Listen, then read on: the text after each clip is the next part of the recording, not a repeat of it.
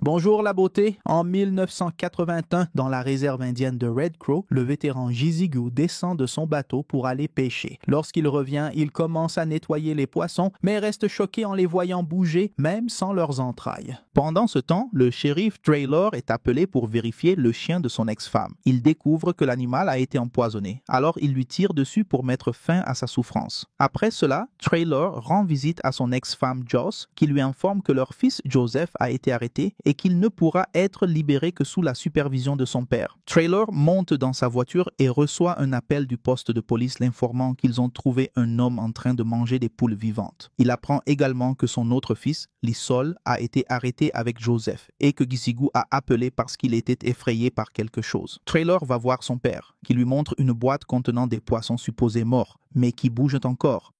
Après avoir décidé qu'ils doivent les brûler, ils sortent et remarquent que le coffre de la voiture bouge également. Lorsqu'ils l'ouvrent, le chien mort en sort et tente d'attaquer, mais Traylor lui tire rapidement dessus. Ensuite, ils brûlent les poissons et le chien ensemble pour empêcher qu'ils ne reviennent. En prison, Joseph et son demi-frère Lysol entendent leur compagnon de cellule vomir dans un coin. Ils pensent qu'il n'est qu'un ivrogne, mais soudain, l'homme blanc vomit beaucoup de sang par terre. À l'accueil, Traylor et Joss arrivent pour faire sortir les garçons, mais lorsque l'agent dit que Traylor est arrêté plus souvent qu'un travailleur de rue, Joss déclare qu'elle attendra dans la voiture. L'agent explique alors que Joseph a été arrêté parce qu'il est monté sur un pont et a déféqué sur un véhicule en passant. L'agent et Traylor vont à la cellule pour libérer les garçons et trouvent l'homme qui vomissait inconscient au sol. Soudain, il ouvre les yeux, maintenant blancs, et attaque l'agent, montrant une grande force en dominant facilement ce dernier. Traylor court pour maîtriser l'homme et Joseph le frappe, mais il finit par se faire mordre. Ensuite, l'homme se jette à nouveau sur l'agent pour le mordre aussi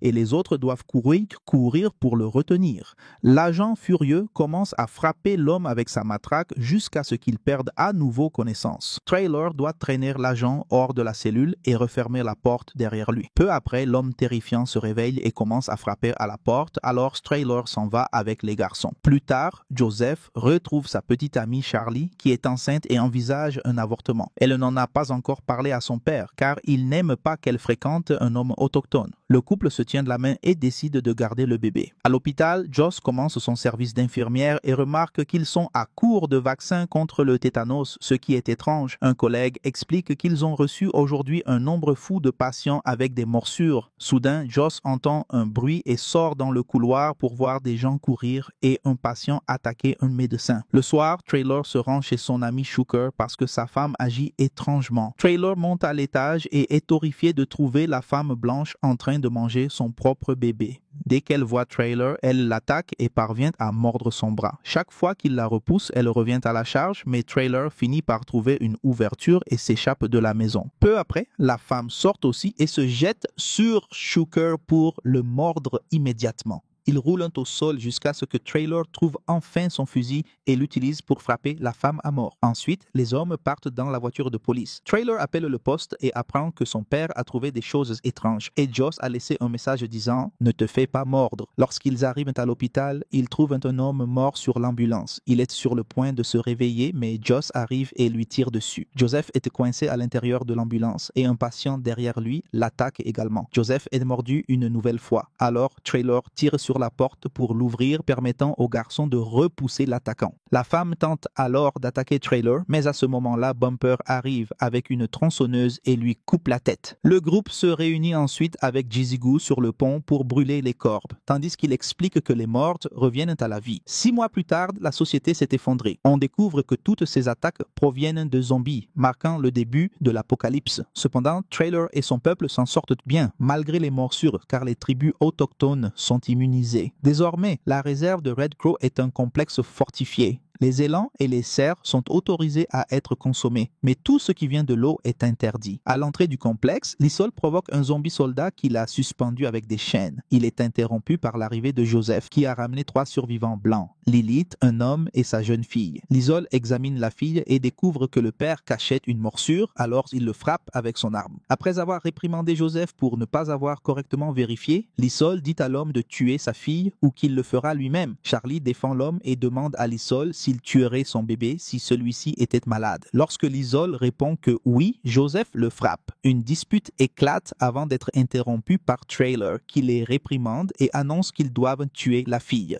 Cette fois, Charlie explique à l'homme qu'ils n'ont pas le choix et lui et Lilith sont emmenés à l'intérieur. Bumper, qui tient une grande hache, hésite à tuer une enfant. Lorsque la fille se réveille comme zombie, Traylor prend la hache et la tue. À l'intérieur du complexe, le père reçoit l'ordre de brûler la couverture tachée du sang de sa fille. Joss interroge Lilith, qui jure qu'elle n'a pas été mordue ni mangée de chair humaine. Cependant, lorsqu'elle va aux toilettes, elle regarde dans le miroir pour vérifier la morsure qu'elle cache. Soudain, elle entend un bruit et, en vérifiant les cabines, découvre que le père s'est suicidé et se réveille maintenant comme un zombie. Pendant ce temps, Traylor et son équipe discutent de nouvelles façons de protéger le complexe, car la quantité de zombies augmente chaque jour. Des gardes sont déjà postés sur les murs pour les abattre, mais les piles de corbes grandissent plus vite qu'ils ne peuvent les brûler. Sur le pont, Bumper maintient le blocage grâce à une moissonneuse qui broie les zombies sans gaspiller de munitions. Les vivants deviennent également un problème. Comme ils entendent que la tribu est immunisée, ils continuent de venir à la réserve pour demander refuge, et les chiffres deviennent difficiles à gérer. Ce dont ils ont le plus besoin en ce moment, c'est d'essence. La réunion est interrompue lorsqu'ils sont informés de la présence du père zombie dans les toilettes. Traylor prend sa machette et élimine la créature. La nuit, Charlie confie à Joseph que Liesl devient de plus en plus instable depuis le début de l'apocalypse. Elle lui raconte également comment les autres dans le complexe la traitent, expliquant qu'ils pensent que son bébé sera un zombie parce qu'elle est blanche. Joseph la réconforte et lui rappelle que son sang rendra le bébé immunisé. Au même moment, Traylor rend visite à Joss parce que le père zombie l'a blessé. Joss soigne sa blessure et ils discutent de leur futur petit enfant. Il est révélé que Traylor a des dizaines de cicatrices obtenues en combattant des zombies. Plus tard, Liesl se plaint du nombre de personnes blanches autorisées à entrer dans le complexe. Il souligne qu'elles se lasseront d'être dirigées par des Indiens et pourraient se retourner contre eux à tout moment, sans parler du fait qu'un simple menteur pourrait libérer la peste zombie chez eux. Traylor, Joseph et Jisigu pensent toujours que sauver des gens est la bonne chose à faire, mais Joss est d'accord avec Liesl. Fatigué de toutes ces réprimandes, Liesl organise une fête chez lui, incluant de l'alcool, de la marijuana et de la poudre blanche apportée par un trafiquant. Il s'excuse auprès de Joseph d'avoir menacé le bébé, mais Joseph pense que ce sont les substances qui parlent. Liesl partage ensuite une histoire sur le jour où il a utilisé sa bouche sur une femme sans savoir qu'elle était dans son cycle de requin. Ce moment épicé a été interrompu lorsqu'il a reçu un appel de ses amis lui demandant de les sortir de prison. Liesl a alors couru au poste sans hésiter. La police, voyant le sang sur sa bouche, a supposé le pire et l'a arrêté sur le champ. Ensuite, le trafiquant partage une petite théorie. Il pense que la peste zombie n'est pas un acte de Dieu, mais plutôt une vengeance de la Terre contre l'humanité pour la façon dont elle a traité la planète. Quelques instants plus tard, Joseph entend des cris et va voir son frère, seulement pour découvrir une Lilith zombifiée en train de manger le membre de Liesl. Pendant ce temps, Jisigu, Traylor, Shooker et Bumper visitent un garage abandonné à la recherche d'essence. Bumper attache une corde devant la porte et frappe avant de l'ouvrir. Lorsqu'un zombie sort en courant, il trébuche sur la corde et Traylor lui tire dessus. Ensuite, il entre et trouve des corps dans tous les coins. Soudain, un zombie tombe devant lui et il tire rapidement pour se rendre compte qu'il était déjà mort.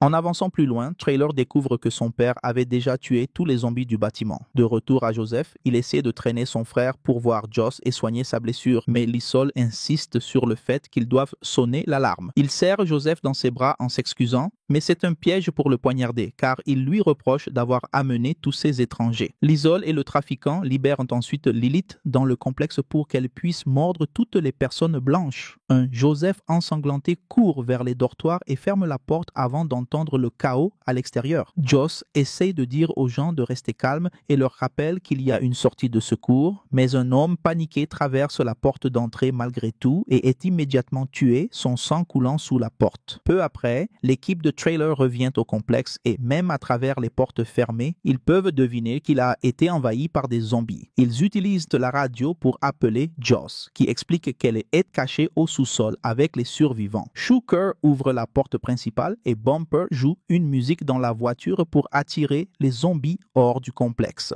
Alors qu'il monte dans la voiture, Bumper commence à conduire pour que les zombies le suivent loin du complexe. Sachant qu'il pourrait y en avoir d'autres, Trailer ordonne à Shooker d'aller chercher le camion pendant que Jisigu tue un zombie rampant avec son épée. Ensuite, ils entrent dans le bâtiment des dortoirs où ils éliminent d'autres zombies à l'entrée avant de descendre au sous-sol. Ils trouvent Joss et Joseph en train de repousser une porte contre une horde de zombies. Jisigu coupe les bras des zombies pour permettre à Trailer de verrouiller la porte avec son couteau. Ils disent aux survivantes de courir dehors car le camion les attend, tandis que Charlie commence à ressentir des contractions. À ce moment-là, les zombies parviennent à enfoncer la porte et Trailer n'a pas d'autre choix que d'ouvrir le feu. Les coups de feu attirent l'attention d'autres zombies dans le complexe, alors Jisigu dit à Shooker de partir avec les survivants. 2 personnes tombent du camion en route et sont dévorées par les zombies de toute façon. Trailer entraîne Joss, Joseph, Jisigu et Charlie pour se cacher dans le couloir de la sortie de secours, mais il voit que la porte ne tiendra pas longtemps et dit à sa famille de partir sans lui. Au compte de 3, Jisigu ouvre la porte et Bumper apparaît dans une voiture. Rapidement, les zombies enfoncent l'autre porte et se jettent sur Trailer pour commencer à le dévorer, tandis que Joss essaye de lui tenir la main, mais Jisigu la force à lâcher prise. La famille s'enfuit en voiture tandis que Trailer meurt dans les escaliers. Pendant ce temps, Lysol, le trafiquant et leurs hommes ont capturé tous les survivants blancs ainsi qu'un zombie. Ils forcent une femme à demander de l'aide par radio en racontant une histoire sur un massacre à l'église. Après que Jisigu a promis d'aider, Lysol coupe la communication et laisse le zombie dévorer la femme. Au matin, le trafiquant se prépare à brûler tous les survivants, mais son discours est interrompu lorsque Jisigu lui tranche la tête avec une épée. Dehors, Joss tente de guider Charlie à travers ses contractions pendant que Bumper les protège, mais il reçoit soudain une épée en pleine poitrine. C'est Lysol qui traîne Charlie hors de la voiture avant d'ouvrir le coffre d'un autre véhicule pour libérer un zombie. Joss commence rapidement à tirer, mais elle rate tous ses tirs et se retrouve à court de balles. Le zombie se jette sur Charlie et mord son cou avant que Joseph n'arrive enfin pour décapiter la créature. Ensuite, Jisigu demande à Joseph de punir son frère avec une dague. Avant d'être poignardé, Lysol avoue qu'il a délibérément laissé entrer Lilith, s'inspirant de la relation de Joseph avec Charlie. Jisigu tire alors en l'air pour attirer l'attention des zombies, qui se précipitent pour dévorer le corps de Lysol alors qu'il est encore vivant. La famille continue à avancer à pied et arrive sur la côte, mais malheureusement, le seul bateau est en feu. Heureusement, Shooker apparaît dans un autre bateau, expliquant qu'il a entendu les coups de feu. Joss, Charlie et Joseph se préparent à partir, mais Jisigu refuse de quitter sa terre une fois de plus et choisit de rester. Après un au revoir émouvant avec son petit-fils, Jisigu commence à combattre les zombies qui approchent.